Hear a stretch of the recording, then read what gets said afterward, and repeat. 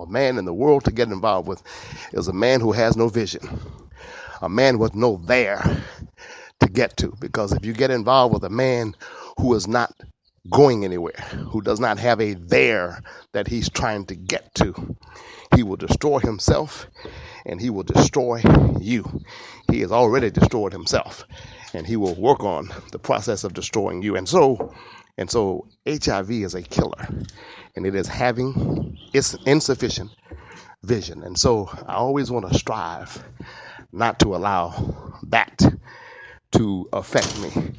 And I had to work on that strenuously and virtually daily while incarcerated, deciding that even though the walls could, would, and did contain my body, I would not allow the walls to contain my mind.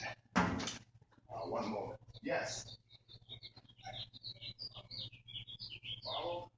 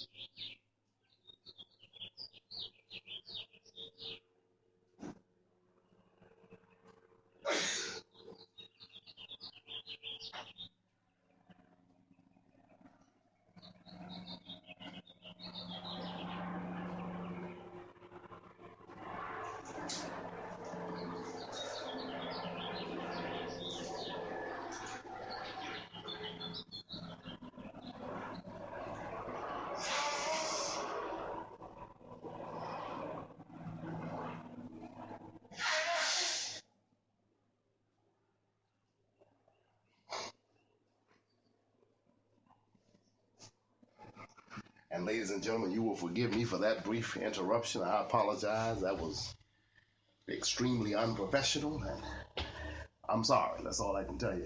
Can't even explain to you what transpired, but we'll work to make sure that never happens again. I'm just getting started with this, and so it's difficult when you're doing it alone. But back where I left off, I didn't forget. I decided that I was not going to allow my mind to be incarcerated.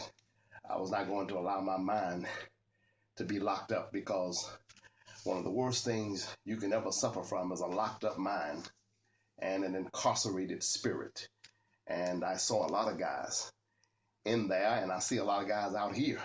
You know, there's no gleam in their eyes. There's no dream down inside of them. Kardashian. Let me get to that. You want to know what is a Kardashian secret?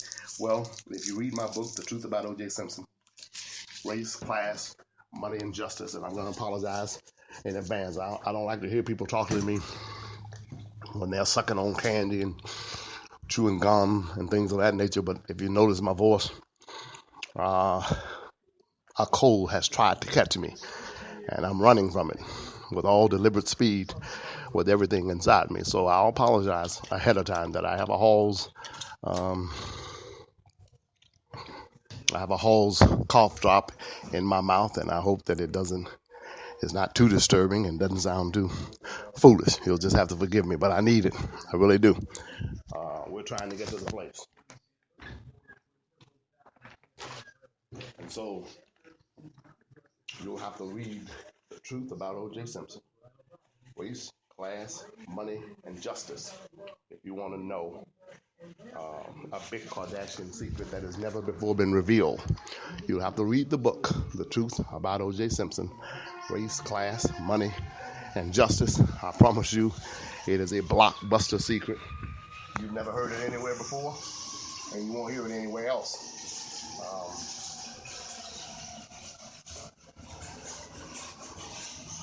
That's all I'm going to say on that matter for right now.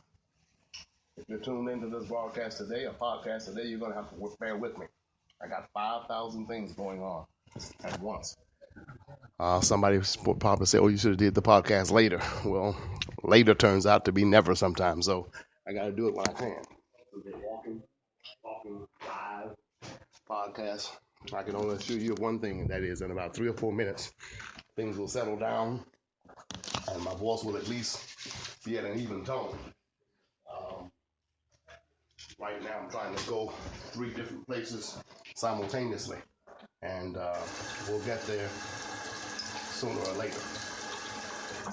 But yes, if you want to know a startling blockbuster secret about the Kardashian girl's father, get a copy of The Truth About O.J. Simpson, Race, Class, Money, and Justice. And get it at your local bookstores or order it on Amazon.com. And you will be awestruck.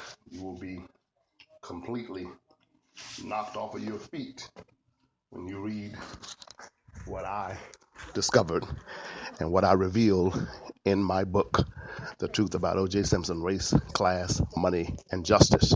I'm almost there. I told you my voice will even out in a few minutes, and I'll have this thing together. We're probably looking, excuse me, I had about 90 more seconds before I can get some normalcy and stability in this podcast. Right now, I'm doing everything simultaneously, and if I tried to tell you what I was doing, you probably would laugh. But anyway, I am Sherman D. Manning, coming to you live from Los Angeles, California. And as I was just saying to you earlier, again, excuse the sound. When people are talking to me on the telephone and they have candy in their mouth or what have you, it's irritating to me. So I hate to be irritating, but I can't help it right now. I was in the car with someone last night who was burping and had the hiccups, and I got so irritated I just had to get out because I realized, number one, that they weren't doing it intentionally, and I should not have been that irritated, but I was irritated. At least I'm admitting it. And so I know how it feels when you hear somebody making some sound. I'm doing the best I can. In prison, it can destroy, and it often does, more often than not, destroys the individuals who go there. They go there not destroyed. They go there what I call on the fence. On the fence simply means you could go either way. You could be good, you could be bad. Still in the making process. And what happens is, and I talk about this in my new book, this is not just a shameless plug. I talk about, I heard about creating monsters, something of that nature. And so my publisher brought it back by popular demand. We have reissued it, and I haven't checked today, but I think it is back on Amazon.com today. If it is not there today, it will be there by Friday of this week, by tomorrow, actually. And so, Creating Monsters, you ought to get that book. If you know anyone who seems to be a candidate or a nominee for the prison system, these young wannabe gangbangers, these could have been gangbangers, these would have been, and some people might say should have been gangbangers, get them a copy of Creating Monsters. I think it will change their lives. Also, don't forget about my book, KKK, Kids Killing Kids. Still selling strong. That book has been out now 6 years, and, copies of it sell on a daily basis. Not a day goes by that it doesn't sell well.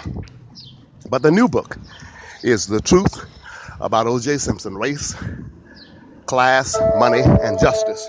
And you should get a copy of that book, if you please. I watched guys go to prison when I was there. Some of them would go and enter with a 4 or 5 year sentence for credit card fraud or some kind of drug-related offense. And I would watch them come in with a gleam in their eyes, come in hopeful and expectant, with all kind of potential still buried down in the marrow of their bones. And I used to always tell counselors, etc., I said, these guys are okay until we get a hold of them. And when I say we, I mean the system. When I say we, I meant the guys who are already there. Because what happens is, when you bring a 17, 18, 19-year-old kid into a prison system around a bunch of 30 and 40-year-olds and 50 and sometimes 60 and 70-year-olds who have been there forever, most of whom have life sentences and will never get out, the entire mindset, the mentality, the mental apparatus of a man with a life sentence in prison is entirely different from a man who has a 5-year sentence. And what happens is they infect them. They inject venom, psychological, spiritual, physiological venom into the youngsters who come there. And so the youngsters who come there sometimes never leave because they end up getting more time for doing more crime, gang banging, etc. They make it impossible for you to get out of there almost. And then if you finally do escape out of there, what happened to you in there is with you for the rest of your life. And so you're never the same again. And it is a sad, sad thing. And if America is really trying to reduce crime, and if our goal is to make our streets safe, if our goal is to make this a more perfect union, everybody and their mama has to rethink the criminal justice system. It is criminal. There's not much justice.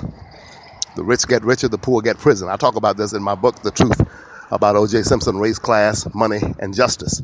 If we're going to be serious, we've got to rethink this.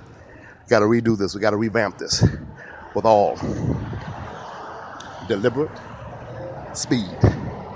And mama, daddy, grandmother, grandfather, if you're waiting on John Q. Politician to talk about it, it's not going to happen. I used to wonder why politicians did not talk about the fact that prisons, entire communities are built around prisons. There have been cities, small communities that were failing, that were almost becoming obsolete. And they built a prison, and suddenly the town is booming again. They'll get them a couple of reject doctors who can't work in hospitals and put them on $200,000 a year salary to work in the prison, abusing and mistreating the inmates. They'll get them 200 or 300 guards and pay them $70,000 per year with GEDs and a few with high school diplomas to come there and beat down and abuse the inmates. They'll get them 30 or 40 nurses and pay them 80 grand per year each. And what happens is the dry cleaners in that neighborhood is all of a sudden revitalized. The place that sells coffee, the place that sells food, Subways, etc., pizza joints are suddenly revitalized because those 300 or 400 prison employees must buy their food somewhere. They got to have their uniforms cleaned somewhere. They've got to shop somewhere. Those doctors making that $200,000 and $300,000 per year salary, they're shopping somewhere. They're buying gasoline somewhere. They'll build them a little cheap motel, put the guards up on a weekly basis. A lot of those guys will travel 2 hours to work, stay all week long, and then go home on the weekends. Entire communities are built up around prisons. And John Q. Politician is not going to mention it because he gets kickbacks. He benefits from a system that locks up more black men in 2016 than we had in slavery in 1850. No politician is going to really make that a clarion call, mention that in any kind of vociferous manner. And so it's time to educate ourselves. It's time to begin to think it, talk about it, write about it, preach about it, teach about it. And so I'm trying to do my part. Ipso facto, you're listening to this podcast right now. Tell everybody you know about me, about the efforts that I'm making. Send me suggestions about more things that I can do to put the word out, to create change. All I want to do is make a difference. I want to overturn my wrongful conviction. I don't want to spend the rest of my life registering for a crime that I did not commit. It is offensive. It is difficult. It's stressful. It is embarrassing. It is painful. But more important than anything else, I don't want to see this continue to happen to our people, because many blacks in this country are trapped in moral darkness and simultaneously cutting our own lights out.